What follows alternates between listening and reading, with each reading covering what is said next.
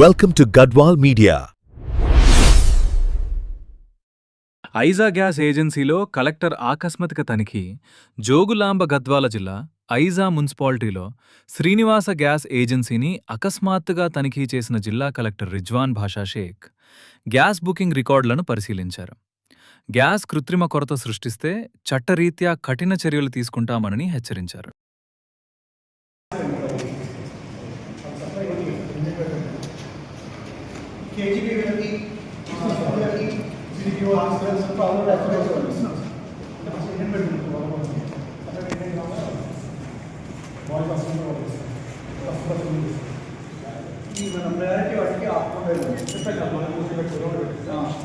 Schools ఆ జోగులో ఒక temple కూడా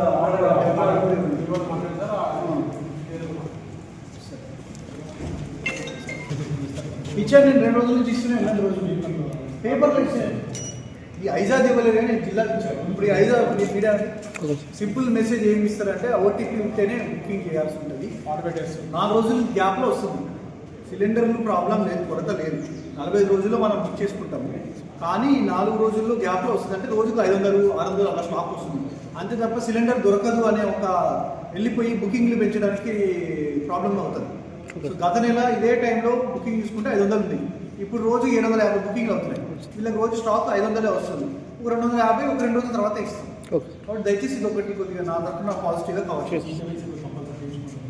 ఈ కేవైసీ కూడా చేసుకోకపోతే ఓటీపీ రాలేదని చెప్పి ఇక్కడ తిరుగుతున్నారు వాళ్ళ వల్ల మళ్ళీ వచ్చిన వాళ్ళతో పాటు ఇబ్బంది క్రియేట్ చేస్తారు.